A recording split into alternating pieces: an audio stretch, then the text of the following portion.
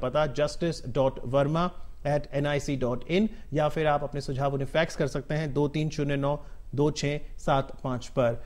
Doctor, आपको लगता है कि rarest of the rare case की बात होती है और वो कहते हैं कि रेप के केस में फांसी दे दो, क्या कैपिटल पनिशमेंट ही एक जवाब है? नहीं, कैपिटल पनिशमेंट कोई जवाब नहीं है, क्योंकि हर इंसान को पता है डेथ इज इनएविटेबल, मरना तो है ही, चल मरने से पहले ऐश तो कर ले।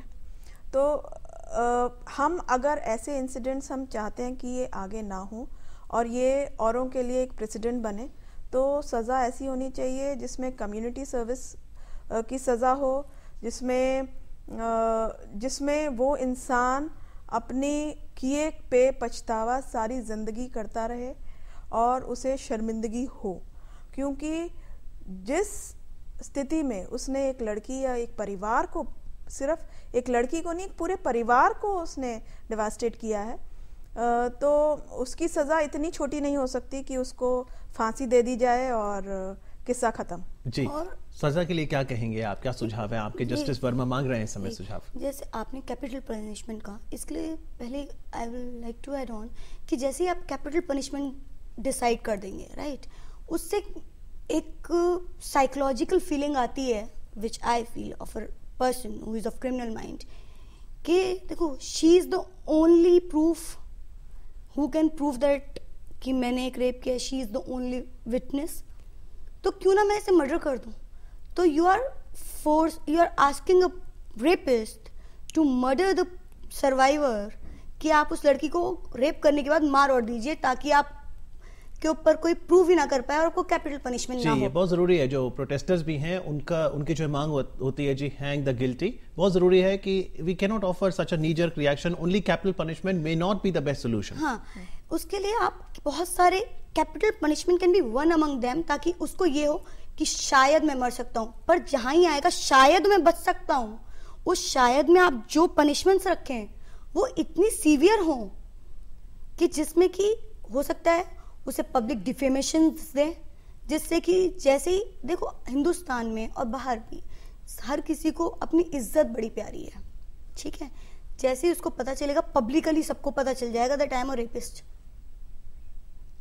That could be also a solution. तो कानूनी सोल्यूशन तो है ही, लेकिन चलते चलते डॉक्टर क्या कहेंगे, क्योंकि सामाजिक चेतना सबसे पहले जरूरी है। आपने कहा परिवार को रिस्पॉन्सिबिलिटी समझनी होगी, स्कूल को रिस्पॉन्सिबिलिटी समझनी होगी, आपने एक एक्टिविटी कराई और उससे कहीं ना कहीं बहुत सी चीजें पर्सपेक्टिव में आती हैं। और क्या करे घर परिवार ताकि हम एक सुखद संसार में रह सकें?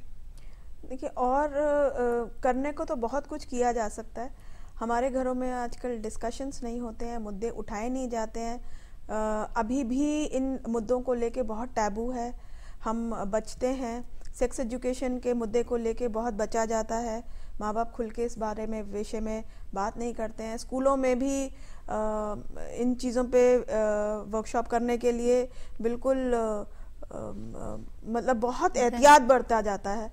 तो जहाँ तक मेरा ख्याल है इन चीज़ों का ध्यान रखना बहुत ज़रूरी है। कुछ जो हमारे मीडिया में प्रोजेक्शन है उस पे हमें ऑब्जेक्शंस उठाने बहुत ज़रूरी हैं, क्योंकि कुछ प्रोजेक्शंस ऐसे होते हैं, जैसे आप एक जनरल ट्रेंड देखिए हमारी फिल्मों का, कि हीरो एक लड़की को छेड़ता है, पहले वो उससे नफरत करती है और इवेंचुअली वो उसी से प्यार करने लगती है।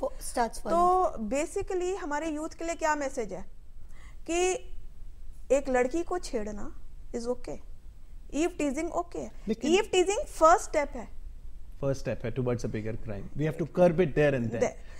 लेकिन ये जो एक शब्द तो डॉक्टर साहब ईगो है, एक मेल ईगो है, जो आपने कहा डोमिनेंस, वो मेल ईगो को कैसे दूर करें? देखिए, मेल ईगो भी इसलिए है क्योंकि इनइक्वालिटी की शिक्षा है कि दो चीज बराबर नहीं है, औरत तुमसे कम है, यही मानसिकता है। पर आज भी ऐसा नहीं, बेटे की चाहत आज भी ऐसा नहीं, बेटा जरूर। बिल्कुल आज भी ऐसा है। आज everybody you would have seen कि हर जिसको बेटी पहले होगी, द पर्सन वांट्स द बेटा, जिसको बेटा हो गया, there are very few people they will be asking for the daughter, कि मुझे बेटी चाहिए। ऐसा क्यों है? क्योंकि देखिए ये जो इनइक्वालिटी है दैट एग्जिस्ट, मेल ईगो इसीलिए आती है क्योंकि बचपन से हम जो अपने बच्चे में, जब वो बच्चा होता है, जब वो आदमी नहीं है, एक बच्चा है, तब से ही उसमें एक ईगो पॉइंट डालते जाते हैं, तू लड़का है, तू बेटा है, तू लड़का है, तू बेटा है। एक दिन वो कि इतनी बड़ी हो जाती है कि the person feels that I am the only one survives on this earth and this earth survives because of me. The women is just for me, I am not because of the women, women is for me. और जहाँ पे ये four वाली feeling आ जाती है, वहाँ पे use वाली फीलिंग आ जाती है, वहाँ पे ऑब्जेक्ट वाली फीलिंग आ जाती है। ठीक है, जैसे माँ क्या कहेगी, अगर आपको चाय बनानी, चाय बनाना तू बना देना, वो पढ़ रहा है, चाय बनाना इसका काम है। उसी तरह से बच्चे में वो धीरे धीरे वो फीलिंग्स डेवलप होती जाती हैं कि मेरा काम सर्वोत्तम है। ठीक है, तो जहाँ पे उसे इन्फीरियर दिखता है, आपने इस इंसिडेंस में भी एक आदि आप जैसे फॉलो कर रहे हैं तो आपने सुना होगा कि उन लोगों ने कहा, रेपिस्ट ने, जैसे उन्होंने दरवाजा बंद किया तो उस लड़की ने और लड़के ने कंप्लेन की कि तुमने दरवाजा क्यों बंद कर दिया बस का। तो वो रेपिस्ट क्या कहते हैं, लड़की को इतनी रात को बाहर क्या कर रही थी। अगर आपको रात को बाहर जाने से दिक्कत है तो आपको बाहर रात को जाने से लड़के की भी दिक्कत होनी चाहिए। लेकिन ये अब समाज में परिवर्तन कैसे लाएं इन कंक्लूजन डॉक्टर साहब, because we are living in a society, नया साल आ रहा है, नया साल नई उमंगे लाता है। 2012 में भी ये मानसिकता रही, 2013 में ना हो कम हो, देख रही हैं बदलाव आते हुए? नहीं, मैं सच बोलूंगी, मैं कोई बदलाव आते हुए नहीं देख रही हूँ। और मानसिकता में बदलाव इसी तरह से आ सकता है कि माएँ, परिवार अपने लड़कों को भी, जैसे लड़कियों को दोनों तरह से सशक्त बना रहे हैं कि आप पढ़ें, आप करियर बनाएं और घर के काम भी करें, क्योंकि आपको आगे चल के परिवार चलाना है। ऐसे ही लड़कों को भी इंडिपेंडेंट बनाएं कि कल को तुम्हारी जो बीवी होगी वो वर्किंग होगी और तुम्हें उसका साथ देना है, और तुम अपने काम तो कम से कम खुद करना सीखो।